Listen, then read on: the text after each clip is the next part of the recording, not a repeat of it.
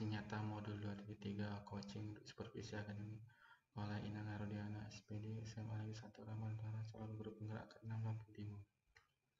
Tujuan pembelajaran CGP mempraktikkan rangkaian supervisi akademik dalam pembelajaran dengan menggunakan paradigma berpikir coaching dan melakukan refleksi dalam praktik supervisi akademik tersebut. Berikut adalah percakapan praobservasi. 3. Oke, selamat pagi Pak Bahtiar. Pagi Pak. Apa kabar hari ini? Alhamdulillah baik sehat. Oke, tujuan Bapak saja diskusi di sini adalah saya berencana melakukan supervisi di kelas Bapak. Ya Pak. Apakah bisa Pak? Bisa. Oke. Nah, tujuannya apa? Nanti yang saya cek adalah tujuan pembelajarannya, lalu area pengembangan yang hendak Bapak capai, terus strategi yang akan Bapak gunakan sehingga tujuan pembelajaran itu dapat tercapai. Oke, yang pertama-tama nanti Bapak ingin menyampaikan materi apa?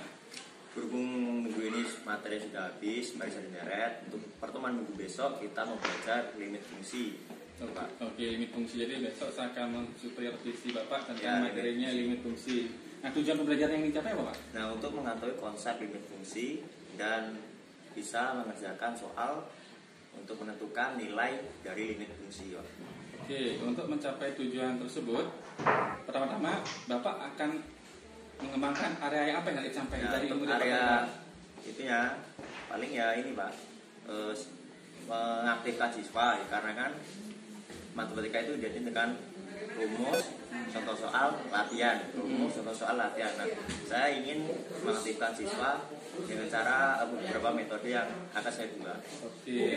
Nah, untuk mencapai tersebut strategi yang dipersiapkan apa? Nah, itu saya rencana membuat kartu soal Pak, di mana kartu soal itu terdapat 5 soal dan 7 jawaban. Nanti siswa tersebut dibagi 4 kelompok dan masing-masing kelompok itu nanti dapat nilai 5 soal dan 7 jawaban. Nah, untuk tingkat kesukaran soal dari masing-masing kelompok itu sama. Oke Pak, jadi tujuan pembelajaran limit ini dapat tercapai jika anaknya menunjukkan apa Pak? Nanti. Ya, menunjukkan yang pertama aktifan. Yang kedua nilainya di atas KKM itu Pak. Oke, harus itu ya? Ya. Oke. Nah, kapan Bapak akan melaksanakan Pak? Rencana hari Selasa Pak, tanggal 14 Februari di kelas 11.3 jam ke-5.6. Oke Pak, baik. Nah, nanti kita akan sambung ya diskusi kita ini. Nanti kita ketemu lagi di kelas 11.3 pada hari Selasa 14 Februari 2023 di jam ke-5.6 ya. Oke, terima kasih Pak Bahtiar ya atas waktunya. Nanti kita ketemu lagi di kelas. Ya. Sampai jumpa lagi di kelas ya. Iya. Oke, semangat. Berikut adalah observasi pembelajaran. Bawa soal penjawaban ke depan. Semua jawaban. Berarti depan. Sudah orang Pak? Iya, orang. Perwakilan ada perwakilan. Tempel sesuai kelompok kalian. Yang kiri soal menyatakan jawaban. Yang kiri soal. Ya, yang kanan jawaban. Iya.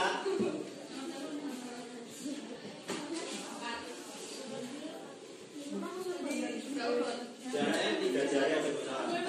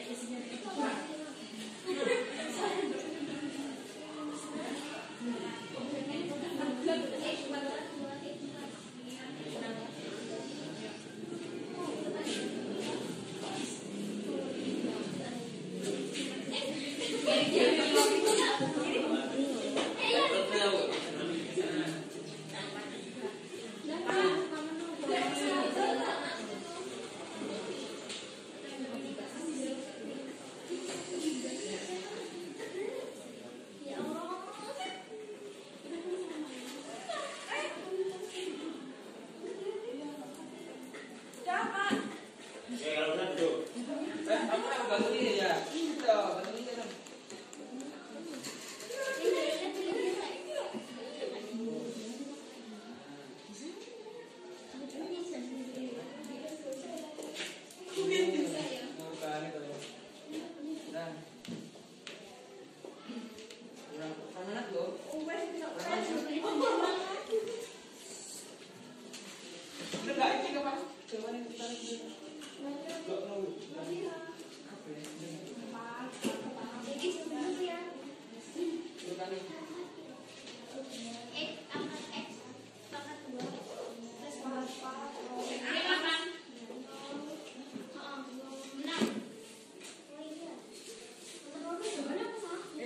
Oke, coba dilihat lagi apa ada jawaban yang tertukar. Coba dengar lagi. Masing-masing kelompok.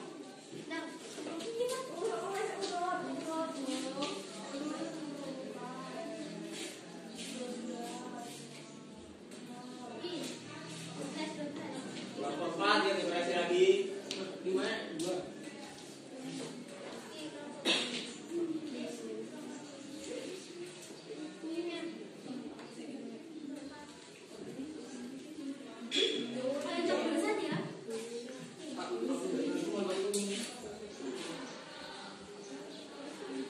Udah yakin semua jawabannya? Udah yakin? Coba dikoreksi maju dulu. Ada yang salah nggak?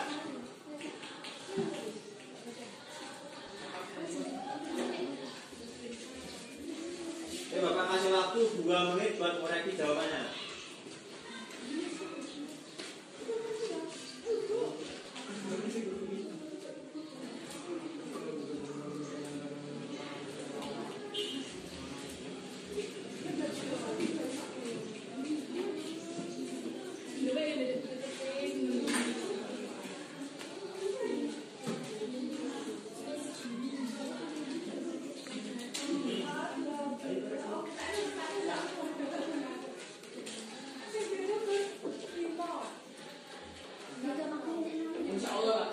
Udah yakin semua?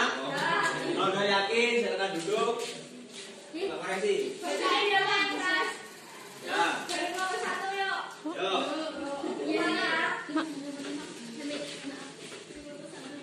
Oke, untuk kelompok 1, limit X mendekati 1 dari fungsi akar 4X kuadrat plus 12 sama dengan 4. Betul. Oke, yang kedua, limit X mendekati 2X kuadrat plus 3X min 2 sama dengan 12. Berikut percakapan pasca observasi. Oke, selamat pagi Pak. Pagi, Pak. Gimana kabarnya Pak Badian? Alhamdulillah baik. Kemarin setelah kita melakukan praobservasi di hari Selasa tanggal 7 Februari 2023 di kelas 11 MIPA 3. Lalu di minggu berikutnya itu saya masuk di kelas Bapak ya, di kelas yang sama, di kelas 11 MIPA 3 pada hari Selasa 14 Februari 2023 ya. Di mana Bapak menyampaikan materi limit. Nah, setelah Bapak melakukan pembelajaran di kelas ya, refleksi Bapak seperti apa Pak di kelas itu? Oke, itu refleksinya yang pertama itu keaktifan siswa itu kan dalam satu kelompok hanya beberapa orang saja yang aktif ya kan Pak. Nah, terus kemudian siswa yang aktif untuk pembelajaran menggunakan kartu soal itu lebih efektif dibandingkan tanpa menggunakan media. Ya gitu Pak. Kartu soal udah efektif ya? Ya. Oke. Menurut Bapak, apa yang sudah berjalan di pembelajaran kemarin? Kan waktu itu kita udah ngomong kan waktu pra ya. Itu kan Bapak ngomong tujuannya sesuatu itu berjalan apa enggak? Yang enggak berjalan apa kira-kira yang enggak berjalan? Yang belum berjalan ini Pak, siswanya mayoritas ada beberapa yang kurang aktif dalam satu kelompok. Nah, untuk pertemuan selanjutnya kemudian bisa dibuat satu kelompok. Nah, satu kelompoknya itu bisa dibagi anak-anak yang menonjol dengan anak-anak yang tidak menonjol sehingga pembagian kelompoknya merata gitu Pak. Nah, untuk dari Bapaknya sendiri dalam menyampaikan materi dengan model metode kelompok ya. Siswa dikelompokkan. Terus Bapak kasih kartu soal. Itu efektif nggak dibandingkan dengan Bapak siswanya mengerjakan soal sendiri? Itu lebih efektif Pak, karena dia lebih bisa berdiskusi dengan temannya daripada mengerjakan soal sendiri. Berarti menurut Bapak metode Bapak itu udah efektif ya? Tapi setelah Bapak terapkan masih ada siswa yang kurang aktif ya? Nah, dari Bapak menyampaikan materinya, apakah Bapak udah memvariasikan materinya Pak? Maksudnya bahan ajarnya itu udah divariasi apa masih satu aja gitu? Belum Pak, masih satu aja. Satu aja ya? Belum memanfaatkan yang lain ya? Belum.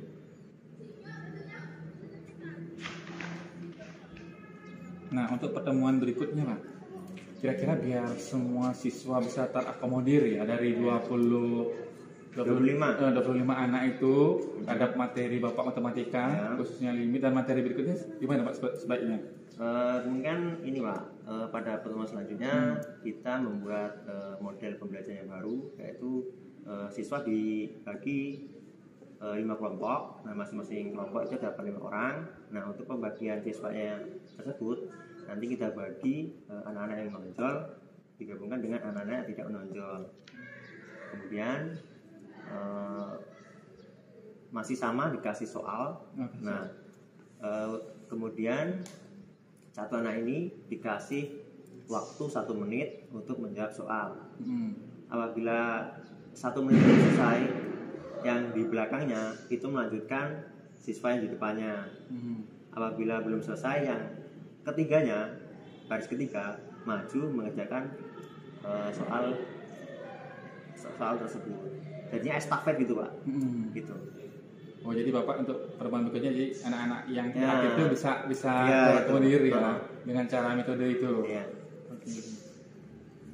Nah, terus Pak berikutnya Pak.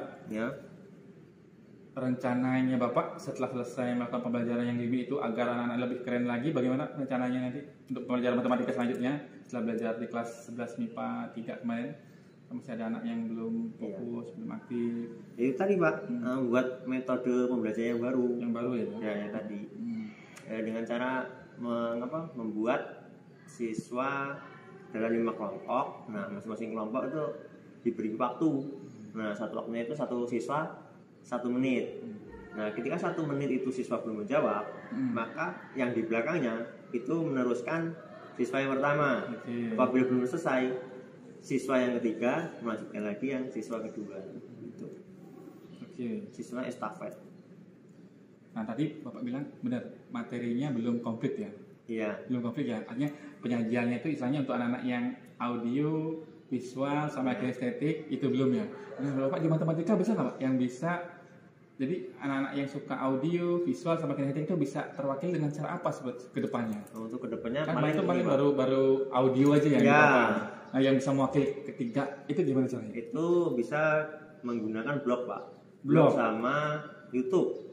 Dimana kita mengupload materi ke dalam blog. Nah, setelah diupload materi, kita selipkan video pembelajaran. Bapak punya blog? Punya. YouTube punya juga? YouTube belum buat. Punya rencana ke depannya? Punya. Iya, karena YouTube itu kan audio sama visual ya. Iya. Tapi blog sudah ya? Sudah. Tapi blog terintegrasi sih ya. Iya. Di blog itu bisa dimasukkan video. Selama ini Bapak udah pernah menggunakan nggak blog waktu belajar matematika? Pernah Pak, pas waktu penelitian. Penelitian? Iya, penelitian. Tapi di kelas belum coba ya? Kalau di kelas belum. Kayak mana waktu penelitian? Kalau penelitiannya anak-anak lebih enak nangkep materinya. Soalnya siswa langsung dikasih media, video. Kalau nggak paham bisa melihat video yang sudah diupload di blog. Bapak udah punya pengalaman waktu penelitian di mahasiswa ya? Iya. Mungkin ini kedepannya perlu dicoba. Jadi blognya digunakan, YouTube-nya digunakan, sehingga anak-anak itu belajar kan sekarang semua punya HP itu. Iya. Sehingga dia semangat. Ya mungkin dari bapaknya capek paling nggak. Karena satu malam sebelum mengajar, bapak harus nyiapin segala macamnya, ngupload di blog, di YouTube. Tapi kan belajarnya enak. Karena zaman sekarang seperti itu, Pak. Iya. Jadi kita harus beda. Artinya apa? Semua audio, visual, magnetik siswa itu harus terwakili. Kan dengan begitu anak-anak kan bisa. Karena kan anak-anak kan biasanya cuma dijelaskan nggak paham. Nanti dia bisa mengakses video. Sama blog di rumah. Jadi bisa setelah belajar sekolah, pulang dari sekolah pun dia bisa sambil rebahan, sambil tidur itu bisa. Nah Pak, setelah kita melakukan pra observasi sama pasca observasi, apa yang Bapak rasakan Pak? Yang saya rasakan selama saya mengobservasi Bapak pas saya masuk di kelas Bapak tuh sampai sekarang ini bagaimana perasaannya? Apa yang Bapak rasakan? rasanya gimana nih Pak? Rasanya di observasi. Rasanya Supervisor, saya sebagai supervisor. observasi Bapak ada perannya kan, kita diskusi, terus besoknya saya cek di kelas, terus sekarang setelah itu pun ada bagaimana? Rasanya yang pertama ini Pak, agak-agak tegang. Rasanya tegang ya? Tegang. Yang mana tegang? Karena belum pernah ya? Belum pernah soalnya. Oke, terus? Ya udah ya Pak. Tegang aja ya, kan dilihatin. Iya. Terus sekarang ada refleksi begini, kayak mana? Ya sekarang udah agak enjoy lah. Jadi ada untuk perbaikan depannya Pak ya? Iya. Udah mulai enjoy. Nah, mungkin yang terakhir Pak ya, mungkin ini saya mengadakan observasi kelas Bapak ini tujuannya yaitu agar kita sebagai guru bisa terus mengembangkan diri kita menjadi lebih baik. Karena hanya dengan supervisi, dengan paradigma coaching ini lah kita bisa mengubah paradigma bahwa kita itu perlu dilihat oleh rekan sejawat yang lain. Ini selama ini hanya satu arah, sekarang bisa dua. Nah, baik, terima kasih Pak Bahtiar ya. Terima kasih atas waktunya dan jasa supervisi. Semoga kedepannya seperti yang Bapak bilang bisa tambah lebih baik lagi ya. Jadi menyiapkan pembelajaran yang lebih. Misalnya itu kalau sekarang itu diferensiasi proses, konten sama produk. Oke, terima kasih Pak Bahtiar ya.